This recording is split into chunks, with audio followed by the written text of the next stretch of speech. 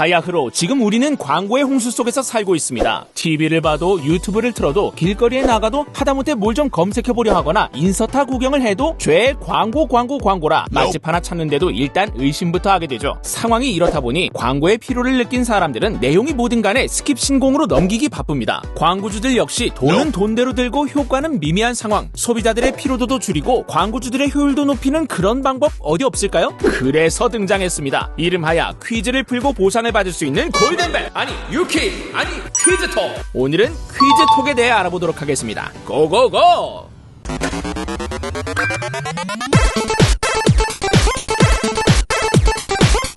퀴즈톡. 어플 이름만 봐도 대충 퀴즈 풀면 뭐라도 주겠구나 감이 올 겁니다. 퀴즈톡은 퀴즈를 풀거나 출제하면 포인트를 획득하는 심플한 구조의 앱인데요. 100번 듣느니 한 번 보는 것이 낫죠. 자, 한번 들어가 볼까요? 앱 내에서는 보이는 것처럼 이렇게 여러 유저들이 출제한 퀴즈를 직접 풀 수 있습니다. 이 중 하나를 클릭해 보겠습니다. 오, 포켓몬 퀴즈네요. 형도 한 포켓몬 했는데요. 짜자잔!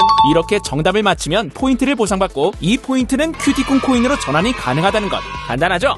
퀴즈를 풀다 보면 여기저기 광고가 보입니다. 이렇게 퀴즈를 풀면서 광고가 자연스럽게 노출되면 광고를 보는 사람 입장에서도 피로도가 감소하고 뿐만 아니라 가급적 퀴즈 카테고리와 맞는 아이템 광고들을 노출시켜주면 광고 효과도 증가하겠죠. 이런 광고 노출로 발생하는 보상을 모두가 나눠 갖는 광고 보상 생태계가 바로 퀴즈톡입니다. 여기서 말하는 모두란 퀴즈를 내는 사람, 푸는 사람, 서비스를 제공하는 플랫폼 모두가 일정 비율로 이득을 나눠 갖는다 이 말씀. 개인이 출제하는 퀴즈팩 말고도 기업이나 광고주들도 퀴즈팩을 만들 수 있습니다. 한 예로 앱에 나와 있는 얼음 바카스 퀴즈팩은 얼박 측에서 직접 만든 것인데요. 이렇게 퀴즈를 풀며 제품에 대한 정보도 얻고 친밀감도 쌓다 보면 타 광고 대비 압도적 퍼포먼스를 기대할 수 있겠죠. 누구나 재밌어하는 퀴즈를 매개로 한 효과적인 마케팅이 가능한 겁니다. 신박한 것은 퀴즈톡 앱 내 자체 마켓플레이스인 큐목마켓에서 이 광고 제품을 직접 만나볼 수 있다는 거예요. 게다가 유저가 퀴즈를 풀고 받은 포인트와 토큰으로 직접 상품 구매가 가능하기까지 합니다. 퀴즈를 풀면서 제품에 대한 흥미가 생기면 앱 내에서 다이렉트로 살 수 있다니 누가 생각했는지 아주 굉장해요. 그초잉? 퀴즈와 광고를 결합한 퀴즈톡의 아이디어는 확실히 효과적입니다. 보상이 결합된 툴을 활용해 학생들에게 숙제를 내거나 아이돌 팬들이 아이돌에 대한 퀴즈를 만들어 재밌는 이벤트를 열고 아니면 우리 블로그 위키에서도 업로드한 영상 내용을 퀴즈로 만들어 구독과 좋아요를 유도할 수도 있겠습니다. 이뿐 아니라 다양한 적용 사례들을 만들어 이에 따른 바이럴 효과가 생길 수 있다는 것이 퀴즈톡의 큰 장점이라고 할 수 있습니다. 이렇게 퀴즈풀이와 광고를 대화 형식으로 제공하는 독특한 시스템으로 퀴즈톡은 한국, 미국, 일본에 이어 EU에서까지 특허를 취득하게 됩니다. 확실히 신박한 아이디어였던 거죠. 그렇게 퀴즈톡은 2022년 8월 30일 기준 누적 퀴즈 풀이수 8억 3천만 건과 누적 앱 다운로드 수 70만을 기록하며 상승 가도를 달리고 있습니다. 인정? 인정!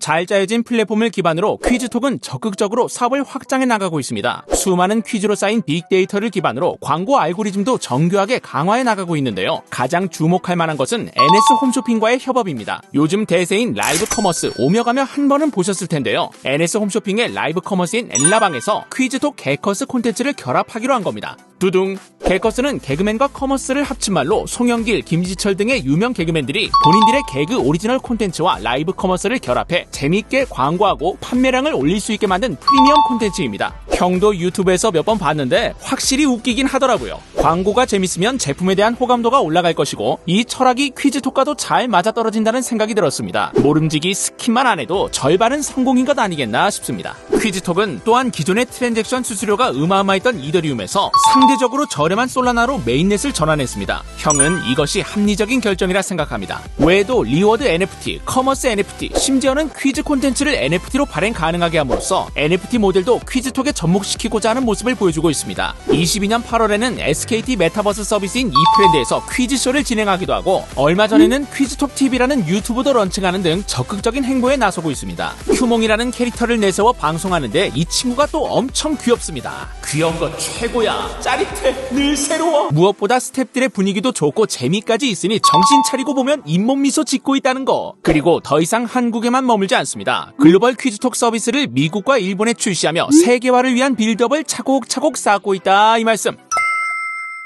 퀴즈톡의 열의는 잘 알았고 그럼 당연히 가격도 떡상했겠죠? 그럼 이제 차트를 봐야겠... 어라?